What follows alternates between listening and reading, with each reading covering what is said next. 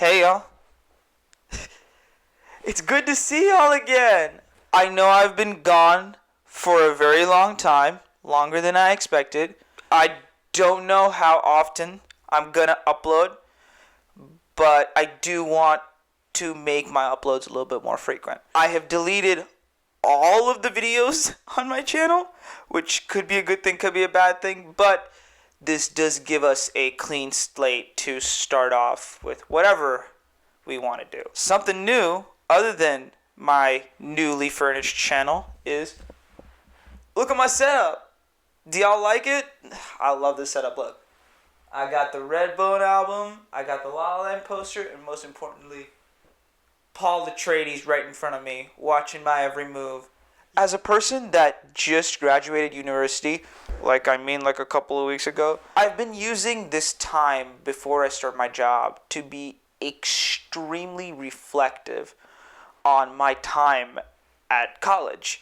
As many of us college students know, those 4 years of university are introduction to adulthood and really cements our ideas on political, economical, and sociological ideals that will carry on throughout the rest of our lives. I know that the way that I viewed myself as a freshman in college is way different than I view myself now as a newly graduated student. One of the aspects that I really had to grapple with and really had to struggle with was this idea of being a South Asian American. Although the US Census and many college and job opportunities kind of just like lump us together, Asian Americans, especially South Asian Americans, are a diaspora of different cultures and communities kind of lumped into one category. But we are all connected by this one idea of coming to America and starting a new life, in the same way that many of the first early Europeans that came to the United States have that same ideal. I'm reminded of an interesting conversation that I had in my first ever internship, my first ever software internship. I was a sophomore/junior in college. It was the summer between those two. I was having a conversation with a couple of my coworkers. And these guys were in their early 30s, late 40s, and most of them were Indian immigrants. Think Kumail Nanjiani before he got ripped. Evidence here. They were having a conversation, and it went something like, my son and daughter are doing this random Gen Z activity that I never got to do when I was younger, blah, blah, blah, blah, blah. But it evolved into a conversation that talked about the difference between being an Indian immigrant and the Indian American experience.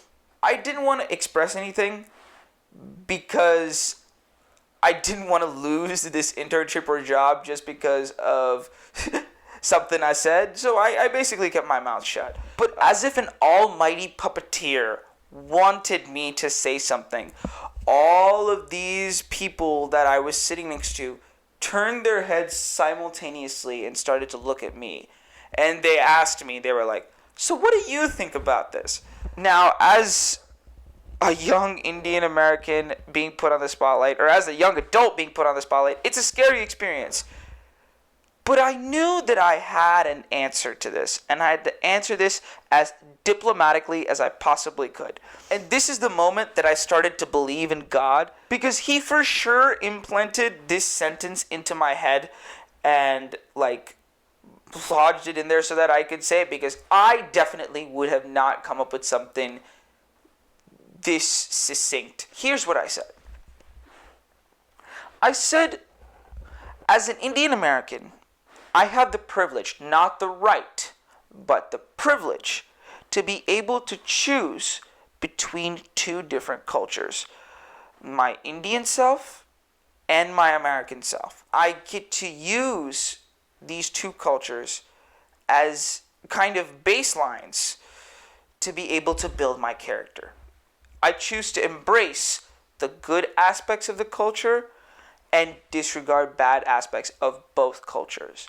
And that's my privilege as an Indian American. I have never, I kid you not, I have never spoken about this topic diplomatically and in this way. Every time I've talked about this, there has been this uninvigorated rage that comes out of me because I felt like nobody really grasped this two-sided coin of being an Indian American, especially our immigrant counterparts. There are many themes and ideals that underlie this Indian American experience, but haven't been portrayed very well or in a normal way. So media and pop culture have either really hyper satirized the Indian American culture, like Baljit from Phineas and Ferb, or they've dumbed us down into horny sex fiends like Desi from Never Have I Ever. By the way, ask any brown person and they will tell you their vehement hatred of Never Have I Ever, and specifically Mindy Kaling. Here are two videos that talk about how she's a terrible representation of Indian Americans. As a person that both lived in India and the United States, and also holds a U.S. citizenship, I want to give a really good perspective on what it's like to be Indian American and the two-sided coin that comes with it. This is the duality of being an Indian American.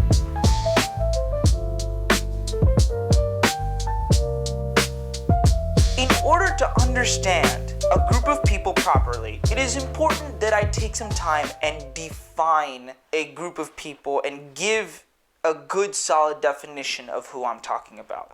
Although the names that I'm going to be using are including and or excluding different groups of people, it is important that y'all understand that just because I changed the name doesn't mean I'm changing the related experiences that I'm going to be talking about throughout the entirety of this video. South Asians is a word that is used to describe individuals with ancestry from India and its neighboring countries that were once a part of India.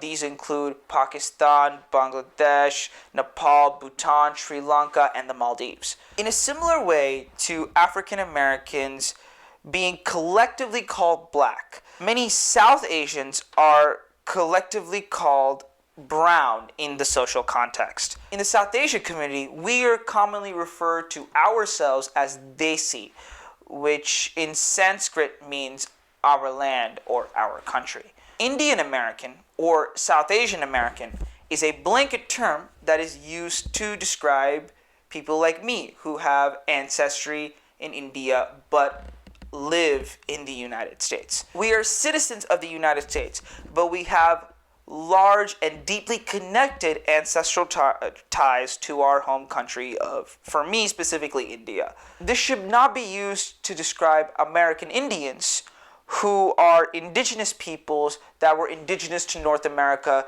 before the Europeans came along. India is one of the most naturally diverse countries in the world and is widely different from culture, not only from state to state, but from all of the countries that surround the Indian subcontinent. Although I do understand and appreciate a lot of the cultures that do live in the Indian subcontinent and are considered South Asian, I'm going to divert my story and focus more on the Indian American experience, not only because I know the Indian American experience, but I feel like I will be targeting a very large group of people if I focus on the Indian Americans. Not that that doesn't change other experiences or is different from other experiences. However, if I do focus on the Indian American experience, I feel like I'm going to hit a lot of my points. Speaking of our origin countries, let's talk a little bit about the South Asian American origin story.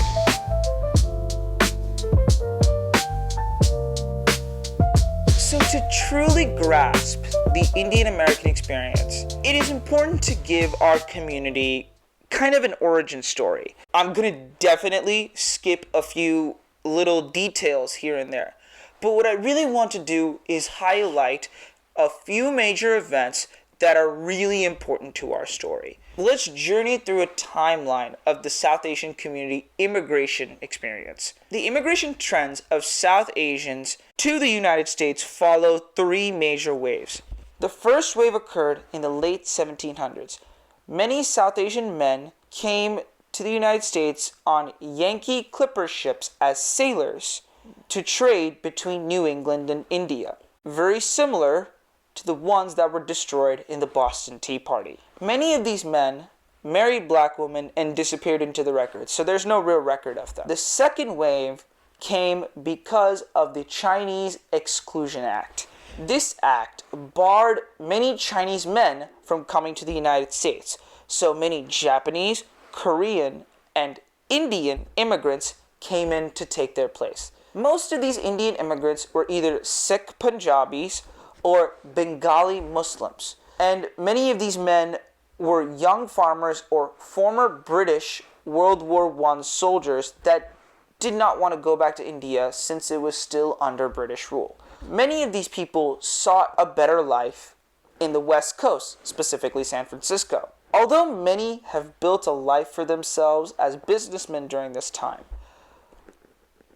a lot of them could not get American citizenship, and the fight for that was really hard. In 1923, the Supreme Court ruled in United States versus Bhagat Singh Thind that Indians were ineligible for citizenship for not being free white persons, thanks to good old-fashioned racism. The third wave was due to the Immigration and Nationality Act of 1965, which saw an influx of well-educated upper-class and caste individuals, mostly professionals who came here as students to become higher-level doctors, engineers, and lawyers. This wave saw South Asian immigrants working mostly in information technology and other software fields. This is the wave that most of our parents came through, specifically mine as well. They came to American universities as international students. Many South Asians, like my parents, came to the United States this way through F1 and M1 visas, which they ended up converting into H1B working visas as they got work in the software field. Many married couples came to the United States and chose to have children here, specifically like me, who have full birthright American citizenship. And now we kind of have an understanding of our history.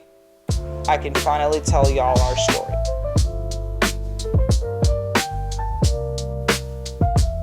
Okay. This is probably where I'm gonna upset some people. I'm gonna tell a relatively succinct, heavily generalized, and highly stereotyped story of the Indian American experience. However, I want to make very clear that this is not everyone's story. It definitely is not mine. You may be able to relate to specific instances in the story, but it's not the actual story that I'll be trying to tell you. The reason I'm doing this is to give y'all reference points that we can connect to major themes that ally with the Indian American experience. This is in no way to highlight a specific person or to create an idealized view of the world. Okay? However, what I'm trying to do is to give you a full picture of the experience just right up in front of you, and you can look at why certain things happen later. For example, if you have never made a taco before, it's very hard to make a taco if you don't know what a taco looks like and if you don't know what it tastes like. So what I'm trying to give you is a taco so that we can learn how to maybe make a taco later, if that makes sense. Although, I'm gonna go further and say that our main protagonist is a South Asian American man. It's not that I don't think that South Asian American women don't go through their own struggles. Believe me, they do. I'm probably going to make a completely separate video about it that's going to involve much more detail. But those struggles sometimes are compounded on the ones experienced by men. And in all honesty, it would be extremely complicated to get into that because not only do they have the pressures of South Asian American pressure, but they also have pressures that women experience every day compounded on that fact. And this is not me speaking for women. I'm really all about feminism and increasing women's voices, but I feel like I have to dedicate a completely separate video to that to give it justice. The story usually starts, you guessed it, at birth. Usually nothing eventful happens between the time you're born to the time you start elementary school. However, many of the future values, expectations, and societal rules are kind of set for you. They're kind of introduced to you. Most of your interactions stay with the Indian community that is in the United States and that you are surrounded with. If you're born in New Jersey, California, or Texas, mainly the South Asian hotspots, you are given a similar access to the Indian community as you would if you were born in India, because most of the people around you are Indians. In a similar fashion to like Chinatown in the 19th century, your community gives you a bubble to kind of protect you. In this bubble, you are given values and expectations for your success. If you're in a specific religion, for example, I'm a Hindu, I grew up as a Hindu, your basic values are taught to you through the religious lens. However, sometimes in like gossipy undertones. We'll get more into that later. Your family somewhat predicts your future career, relationships, and success. Although these are merely suggestions in this moment of your life, it will turn into harder pushes and sometimes even forced compliance in a later date. Many of your friends end up being your cousins or the children of your parents' friends. We call them family friends. You might have access to both South Asian and Western content, but there's no distinguishing both of them. They're just kind of TV or video games or movies to you. All of that changes immediately on the first day of school. You get introduced to a whole new group of people. Elementary school, or primary school, as you might call them, is your first experience with other types of people. Many of these people come from completely different ethnic backgrounds to you. Elementary school is probably when you're going to first experience white people. Elementary school is relatively easy, and your teachers are nice and very kind people. Also, you're indoctrinated into an American idealism. You are imbued with this sense of nationalism that describes America as the best country in the entire world, and you are so lucky to be a part of it. The US is a country that celebrates individuality and cultural differences, and America is the best. It provides you with a lot of fun experiences, and you're learning basic skills. But due to those skills kind of being relatively easy for you, you excel without putting too much effort and thought into it. This is also where your parents may start to talk to you about your education, or in their words, studies. Due to this kind of immense pressure from your parents to study, you kind of lose a lot of fun experiences. Like, maybe you don't get to go to that hangout that your friends are going because you have to work on your math homework, or maybe you don't get to go to that sleepover that your white friend is throwing. Probably a good decision on their part. You were stereotyped as the nerd or the geek in your school. You start to wear glasses at a young age, and that doesn't really help.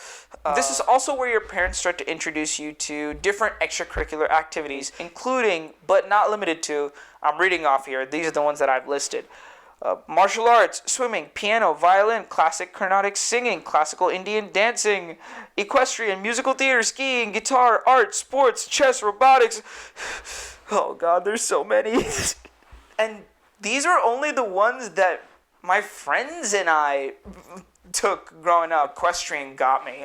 Basically, your parents try to keep you as busy as possible just so they don't have to deal with you, because you're a rambunctious kid growing up. This is me self-inserting a little bit. You get introduced to all these new forms of American media, like that include music, movies, video games, and whatever social media exists at this time. In a way, elementary school is the basis on how you form your idea as an American. But eventually, you reach the dreaded middle school. By the way, I'm going to say this here.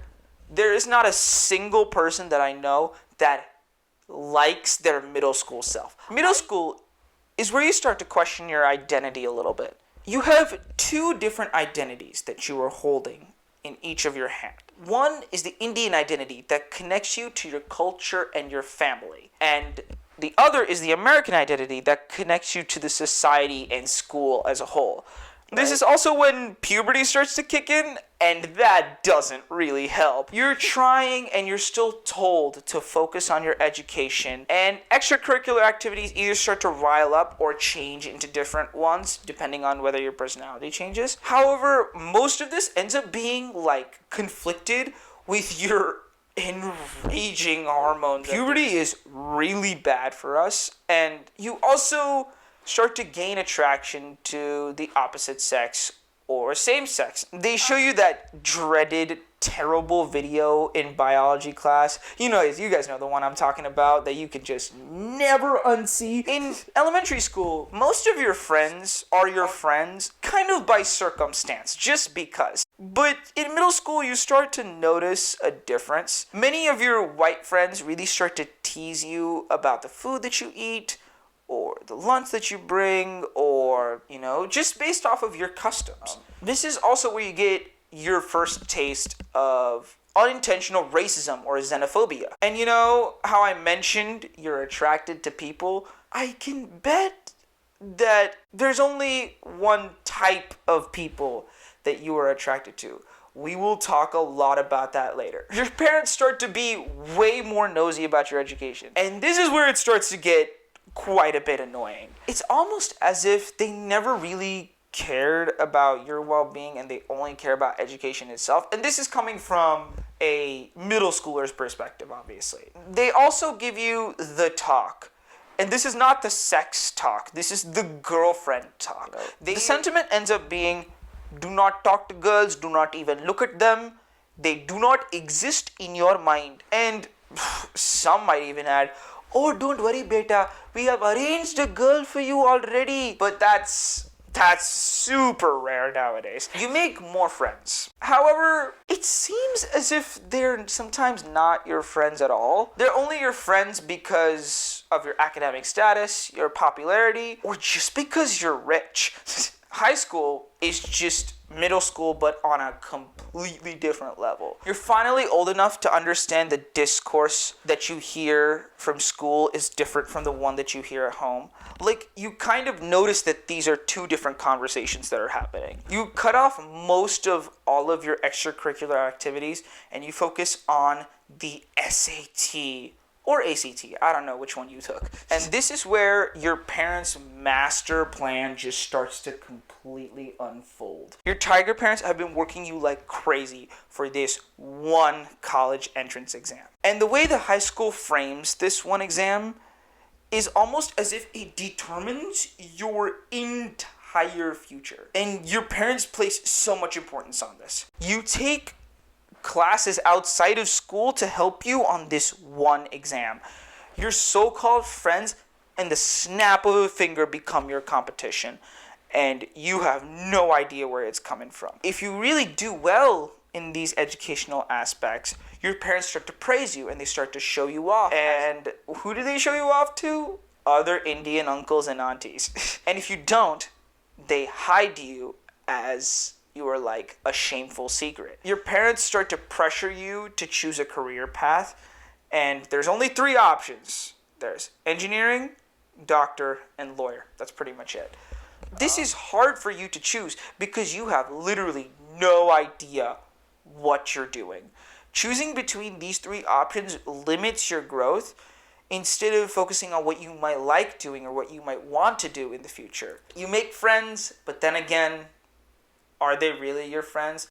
You like a specific type of girl that is pushed to you by the media, and maybe you get your first crush on a girl. However, most probably, they don't feel the same way about you, and you're scared to kind of express it to them. You divert to other forms of expression. You might get into the internet or be chronically online. You might end up forming a sort of media addiction to cope with this crippling loneliness that you end up feeling. But with all of that hard work, you finally get that college acceptance letter, and you've faced all of the obstacles and you've made it into your dream college. Congratulations!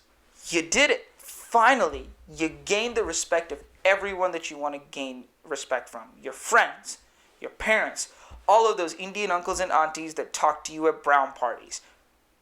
But you still feel empty, don't you? It feels like you've never done anything that you're actually proud of. Every accomplishment, including this one,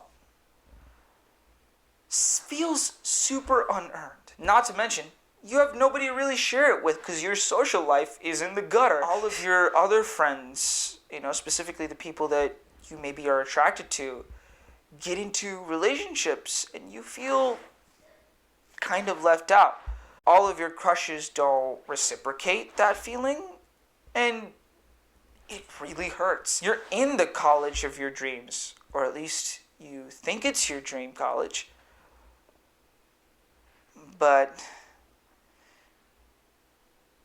all of your classes that you're taking in college right now feel like you're doing it for someone else. You've reached a crossroads of decisions that you are definitely not ready for. You feel ill-prepared for everything, and most of your internal resentment goes to your parents and your shitty friends in high school. You feel lonely, like no one understands how you're feeling. But that's when you make your first college friend. You realize that you're not competing for the same thing. In fact, you root for their success anytime they succeed. That one friend turns into a friend group. And that could blossom into relationships that last you for years. You start to understand your parents because of this, because you become more healthier. You start to forgive them for being who they were. You create a culture for yourself with Indian influences and American influences to become a part of the Indian American community. You understand what it is to be Indian American and truly accept yourself for who you are, which is awesome, right?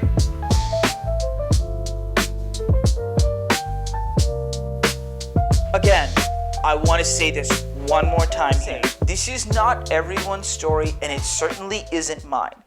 But I exaggerated some parts of this story to point out some ideologies that the Indian American has to deal with on a regular basis, both outside pressures and inside pressures. The biggest one of these concepts is the idea of the model minority. The model minority, also known as the model minority myth, is a stereotype attributed to certain racial, religious, and ethnic groups, suggesting that their members achieve a higher socioeconomic status compared to those in the general population. Most Asian Americans are used as examples by white Americans as law-abiding and well-adjusted citizens whom add to society. Well, that isn't so terrible, right? Well, there are a lot of things wrong with this ideal, but here are the three major ones. One thing is that we are all looked upon as if we are the same people. In a way, the model minority myth says that you will always be minority, pushing the fact that all Asian Americans, and therefore South Asian Americans, are just foreigners that will never become a true part of this country. We're almost bullied into our law-abidedness and well-adjustedness because, number two, it erases part of our racism that we faced as Asian Americans coming into this country. In school, we spend a time learning a lot about the African American civil rights movement that we forget that Asian Americans also face their fair share of racism. The model minority myth makes it so that it kind of erases our origin story from the history books. So that includes things like the Chinese Inclusion Act, the Japanese internment camps, and the court case that I mentioned earlier, United States versus Bhagat Singh Thind, and it just completely erases them from our history. Finally, it reinforces a really stupid stereotype that indigenous peoples and African Americans are lower class minority citizens. Basically, this is white people saying, we like you better than black people because you're smart and you make a ton of money for us. The money part is kind of true for us Indian Americans. The US Census Bureau says that the Indian American population has an average household income of $100K a year, and 65% of our population holds a bachelor's degree, which is higher than any other minority population. Due to this impossibly high standard, South Asian Americans are in a particularly tight spot when it comes to career and financial success. They are placed on this really high pedestal mainly due to envy by other Americans. Everyone kind of expects you to be the next Sundar Pichai or be relatively nothing at all to please the white man. But why do we do that? In India, there's almost this unabided obsession with fairness. Many Indians are on the brown spectrum, which means that some of us can look like white people, while the other of us can look like we're straight from Africa. By the way, there is a large Indian population in Africa, in places like South Africa, Kenya, and Zimbabwe, so shout out to those guys. This obsession with fairness didn't really exist until the British came in. God, man, the British ruin everything, don't they? When the British first started their rapid expansion of India, they set the standards of beauty by giving fair-complexioned Indians higher paying jobs and more status than darker looking Indians. When the British left, many people kept these white affirming standards and traditions. They still exist in the Indian vernacular and consequently in Indian American culture to this day. South Asians are really pushed this narrative of fairness since the moment that they were actually born. Parents check if their babies are fairer complexioned, and darker children are often treated worse than lighter children. And this gets me to the most racist thing ever created on planet Earth.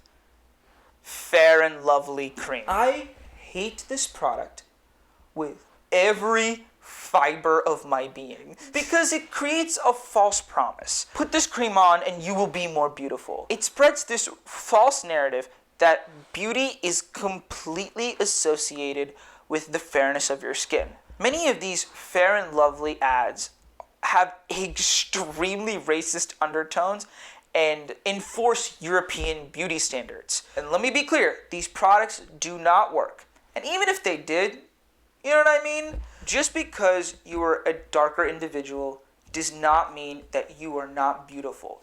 Not only did the British exploit this white affirming beauty standards that they have, but they exploited the caste system that existed in India. Now, when I was in AP World History, which I might add was like 6 years ago, the way that the caste system was explained to me there was in this sort of pyramid shape, which I'm going to show you right here, which had Brahmins at the top, then it had Kshatriyas, Vaishyas, Shudras, and then the untouchables at the bottom. However, this never made any sense to me because growing up, the main protagonists of our stories were Kshatriyas, and it seemed like every single caste was treated equally, and it was treated more like occupations rather than different hierarchies of people like the feudal system was.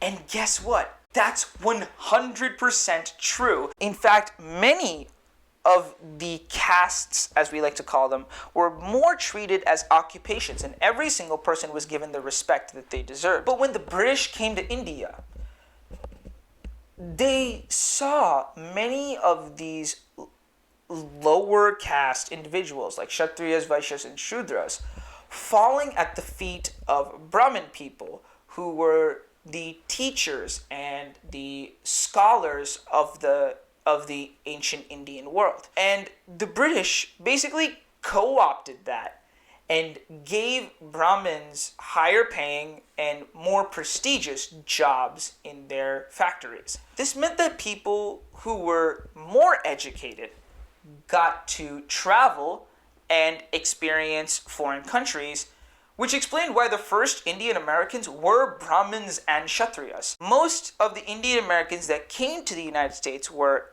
English educated, high casted, and white aggrandizing human beings. This led to this almost sick brainwashing. Many Indian immigrants and Indian Americans want to please and prop up the white man because any sort of material wealth that they have ever accumulated has been passed down through the hands of a white man. In a way, this attitude feeds into the model minority ideology, which is why we feel so stuck. And this is the type of garbage that is almost pushed onto you. I don't want people to overlook our struggles as well, which is why I'm kind of talking about them. Because these pressures still affect real Indian Americans, both inside and outside. And they affect the family lives that we live in to this day. Now, we've all heard of this tiger parent mantra that comes from South Asian households. Like I mentioned in the story earlier, there's this stigma that South Asian parents have an extremely controlling and borderline abusive relationship with their children. We've all heard of Indian parents beating the shit out of their children in many comedy specials and even Bollywood movies. I'm not sympathizing or condoning that type of behavior at all, but I want to offer another point of view. Many parents in India engage in this authoritarian style of parenting. And it's like, it kind of goes like, whatever I say goes, and there's no going against it type of parenting. And I bet many immigrants, not just Indian immigrants and Indian Americans, can relate to that idea. This parenting style changes as they come to the United States to a more authoritative style of parenting. This is basically taking away corporal punishment away from the authoritarian style of parenting due to it, kind of being illegal. Yet I feel like the reason that parenting for each of these cultures is so different is that the world that they live in is completely different. India is a relatively dangerous place. Having lived there for 4 years and been in the country, it's not a dirty place by any means as some Americans like to put it out to be. But poverty is definitely not covered from your eyes. Unlike in the United States, where poverty is kind of hidden in pockets of cities, you step outside in India, you will see a stray dog, you will see a stray cow, you will see a stray chicken, you will see beggars coming and begging at your car window. Like, you will definitely see it. There is literally no escaping it. You also get this sense of real judgment from the community around you. I have definitely felt judged in India, not only for not speaking the language perfectly, but just by behavioral cues or the way that I walk. One guy, when I was walking in India, just walking across the street, dude looked at me and he gave me like that look like, "Oh, bro, you ain't from here, dog. You might look like me, but you're definitely not from here." You know what I mean? That's the type of look that they give you. I do want to mention though that most people in India are kind, amazing, and very successful human beings. Therefore, in a place where one misstep could cost you so much, it is important that you are controlled and you are at your guard at all times, and you are, most importantly, disciplined. The reason why an authoritarian style of parenting works in India is mainly due to that sense of danger. To combat the danger, you have to be aware, regimented, and supervised. But this type of parenting is not only prevalent in the household, but it is also mirrored in school and in the same style of teaching. This type of parenting leads to children and adults who respect authority and focus on regimented, formatted schooling.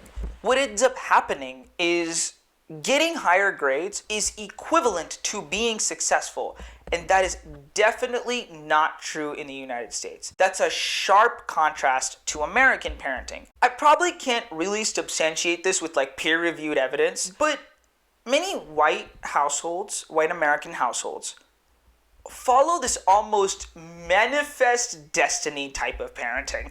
In a similar vein to the American dream, most white parents give their children free rein to focus on developing themselves and their social skills.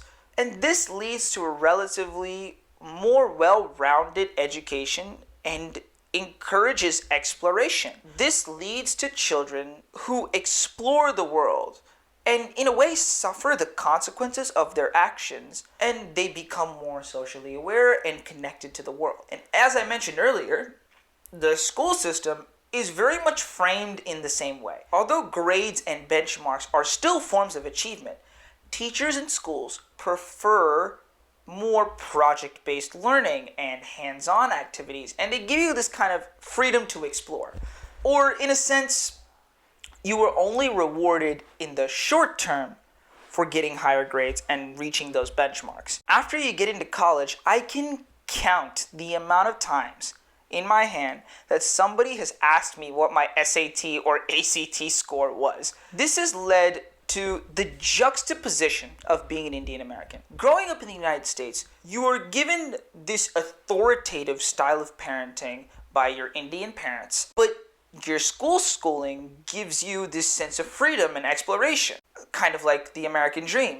At home, you were told that you can only be an engineer, doctor, and a lawyer. But in school, you're told you can be whatever the hell you want to be. Your friends are talking to you about love, sexuality, and the hotness of your classmates, but your family shuns that type of topic as if it's a sin. So your culture deliberately confuses you, and that doesn't really help. You have no idea who you want to be. Hence the term American-born confused Desi. This leads me to...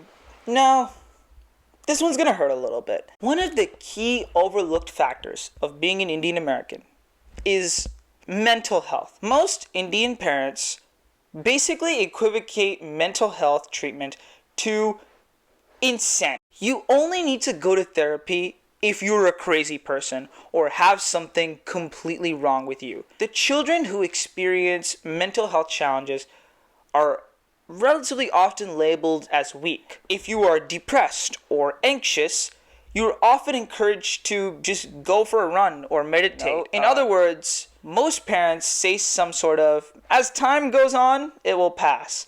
It'll get better. Don't worry about it, buddy. Toughen up.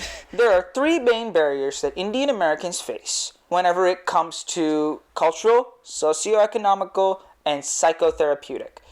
Cultural barriers include the stigma associated with seeking any sort of external or mainstream resource, which is often considered shameful. You guys remember when I was talking to you about gossiping in the story? Yeah, this is what I'm talking about. Asian Indians may prefer to suffer in silence, as suffering is seen as some sort of production of hope. You don't want to let anybody know that you're having mental health struggles. They may also rely on family or religion as a primary source of strength rather than seeking some sort of professional help. Socioeconomic barriers are related to financial challenges faced by Asian Indians, such as living below the poverty line, limited disposable income, or poor health insurance. Not all of us are as rich as we seem, and we'd rather save up money for something like college. These factors often make it difficult for individuals to access any sort of like mental health treatment as well. Psychotherapeutic barriers are a little bit more complicated. They involve the expectations that Asian Indian clients have for their therapists, such as expecting certain specific advices rather than focusing on something like self-understanding. As a person that did therapy before it was cool, we often sometimes look at any sort of mental health treatment as just kind of like a cure, rather than it being a process of self-understanding and healing.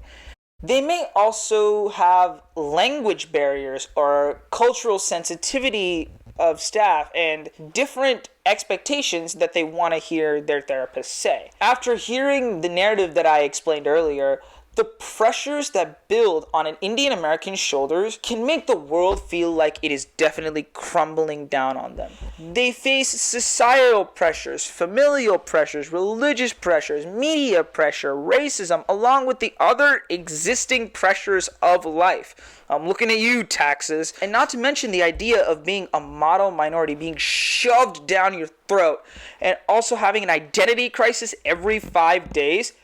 And crippling loneliness, and then depression, and just not fitting in. It's just a whole lot of pressure that's put on one individual. In all seriousness, Indian American young adults, and adults for that matter, need mental health often as much as other individuals need them as well. And there is literally nothing wrong with this. Like I said, I've been going to therapy since before it was cool, and look at me now. So, I definitely did not cover every single problem that exists in the Indian American community as a whole. And that's because that would take a good couple months of my time and a good couple hours of your time, you know. And some of the things that I didn't mention in this video aren't even inherent problems. They're just nuances to a very stereotypical argument. However, what I hopefully accomplished in this video is to provide a certain amount of context to the duality of being Indian American. And this is just the beginning of the discussion. I want there to be an open discussion on some of the underlying issues and idiosyncrasies that many of us face. And finally, I want people to understand exactly where I'm coming from. I'm not coming from a place of malice and ill will towards our parents or Indian immigrants. You know, in fact, I'm preaching the exact opposite. I love my community and I want to see it do well in the future. I want to make other Indian immigrants and Indian Americans understand and feel comfortable in this conversation. And I want to make sure that they have a real voice in this country. The South Asian community barely needs a strong voice. I want it to be one with integrity and honesty. And I want to make more videos that amplify their perspective and not stereotype them. I want to end this video with a quote from Diane Hardy. It only takes one voice with the right pitch to start an avalanche. Well, there are so many voices out there, but let's make sure we have the right pitch. Thank you guys so much for watching, and I'll see y'all next time.